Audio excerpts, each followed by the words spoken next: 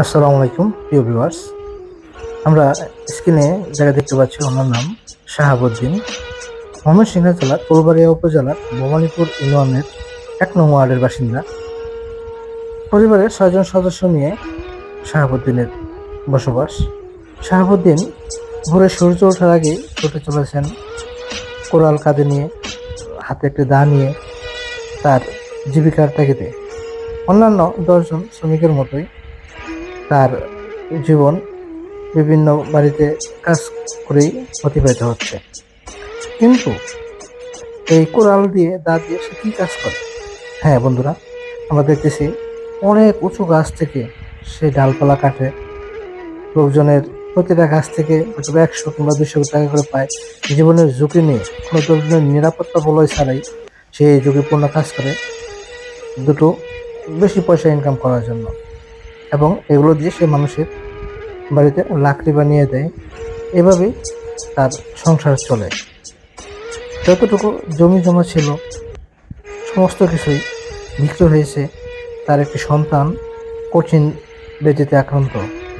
তার এই সন্তানের জন্য দিনমজুরি করে এখন যতটুকু অর্থ উপার্জন করে তাতে তার সংসার চলে না, পারতেছে না তার চিকিৎসার ব্যয়ভার বহন করতে। চক্ষু লজ্জায় কারো কাছে ভিক্ষাও চাইতে পারতেছে না। তার বাড়িতে গিয়ে আমরা যা দেখতে পাই, তার ভিটেমাটি ছাড়া কিছুই নেই। একটি ঘর, সেখানেই গাদাগাদি করে ৬ জন সদস্য ঘুমাতে হয়, যেখানে প্রত্যেক ভিটায় তার যতটুকু অংশ আছে এটুকুই তার শেষ সম্ভব। এটুকু বিক্রি করা ছাড়া আগামীতে তার সন্তানের চিকিৎসা করা তার পক্ষে সম্ভব নয়। প্রতি মাসে হয়তো বা সে ১০,০০০ থেকে ১৫,০০০ টাকা ইনকাম করে, কিন্তু তার সন্তানের চিকিৎসার ব্যয় হয়ে যায় ১০ থেকে ২০,০০০ টাকা, এবং তার সন্তানকে হাসপাতালে নিয়ে গেলে সেখানে তাকে অবস্থান করতে হয় ৮ থেকে ১২ দিন পর্যন্ত। আসুন তার মুখ থেকে শুনি তার সন্তানের কি নাম। মোহাম্মদ শাহাবুদ্দিন। আপনি কি কাজ করেন? এই কৃষিকাজ, গাছের কাজ, ডাল-ডুল কাটা, এই সংসারী কাজ মানে ধান কাটা, খেত মোছানি, এগুলো বাজে কাজ। আপনার পরিবারের সদস্য সংখ্যা কয়জন মোটমাট? পরিবার সদস্য মোটমাট ৬ জন। ৩ ছেলে, ১ মেয়ে। আপনার কোন ছেলে অসুস্থ? আমার এই কুলো ছিল অসুস্থ। কি রোগ হয়েছে? কি রোগ হয়েছে ছেলের? ফেলাসিমিয়া, ফেলাসিমিয়া। কতদিন যাবত এই অসুখ? ৬ বছর যাবৎ। বাচ্চার বয়স যখন ৩ মাস ওই সময় রোগ ধরা পড়ছে। কতদিন পর পর ডাক্তার কাছে নিতে হয়? প্রতি মাসেই দিতে হয়।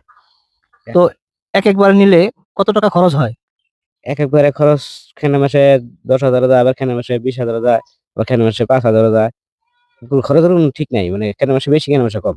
কতদিন যাবত থাকতে হয় হসপিটালে, বা ওখানে এত খরচ হওয়ার কারণ কি? কি চিকিৎসা দিয়ে থাকে? ওখানে গেলে ফেরিটিন পরীক্ষা দেয়, আয়রন পরীক্ষা দেয়, পরে ইনজেকশন দেয়, ভেরিয়ন ইনজেকশন আছে, সেই ইনজেকশন দেয়। ইনজেকশন দিলে ওই একদিন পরে পরে একটা করে ইনজেকশন দেয়। হাসপাতালে থাকা লাগে। ৮টা ইনজেকশন দিলে ১৬ দিন থাকা লাগে।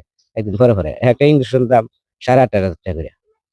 আচ্ছা, আপনার যে জমি জমা ছিল এগুলো নাকি শুনলাম সব বিক্রি করে দিয়েছেন। আপনার একটা ভ্যান গাড়ি ছিল চলার মতো, সেটাও নাকি নষ্ট হয়ে গেছে। সেটাও চালাইতে পারতেছেন না। তো এখন এর চিকিৎসার জন্য রক্ত ভর্তি হয়। তো পরবর্তীতে আপনি কিভাবে এর চিকিৎসা করাবেন? মানে এজন্য আপনার কি পদক্ষেপ নেওয়া উচিত? পরবর্তীতে প্রত্যেক এখন তো কোনো দুষ্কুল পাইতেছি না। জাগা জমি যা আছে সব বিক্রি করে চিকিৎসা করলাম। এখন তো আর জাগা জমি নাই। একটা গাড়ি আছে চলার মতো নাই। গাড়িটা সব বিক্রি করে এই বাচ্চার পিছে চিকিৎসা করতেছি। আচ্ছা, এখন তো আপনি একেবারেই অসহায়। পরবর্তীতে আবার কয়দিন পরে হসপিটালে নিতে হবে? পরবর্তীতে এই আবার ২ আসসালামু আলাইকুম। আপনাদের কাছে একটু সহযোগিতা চাইতেছি আমার এই বাচ্চাটার জন্য। আমার বাচ্চাটা অনেক অসুস্থ। আমি দীর্ঘদিন ধরে চিকিৎসা করে আমি সহায় সম্পদ ছাড়া হয়ে গেছি। তা আপনারা যদি একটু সহযোগিতা করতেন তাহলে আমি একটু বাচ্চাদের মুখে ২ মুঠো ভাত তুলে দিতে পারতাম। এটাই আপনাদের কাছে চাওয়া। তার জন্য মানে বদিন সাহেব যে বদিনে যে খরচ করছে বা যে খরচ হইতেছে, সে জায়গা সম্পদ বিক্রি করে দেয় প্রতি মাসের মাসে রক্ত পড়তে হয়। তো ওর জন্য খুব ব্যয়বহুল আকারে দাঁড়াইছে। এই বাচ্চাটা বাঁচানি খুব সম্ভব না। তো যাই হোক, আপনারা যে যেখান থেকে পারেন একটু সহযোগিতা করলে তো বদির জন্য একটু উপকার আসবে, এই আশাবাদী আমি কামনা করছি আপনাদের কাছে। এই আমি মোহাম্মদ জাকির হোসেন শহীদ। ভবানীপুর 1 নং ওয়ার্ডের ইউপি সদস্য। আসলে যে বিষয়ে আমি কথা বলছি, বদ্দিনের ছেলেটা খুবই অসুস্থ। ওর জায়গা জমি যাই কিছু আছেন বিক্রি করে চিকিৎসা করছে, তারপরে বাঁচানোর জন্য অনেক চেষ্টা করতেছে।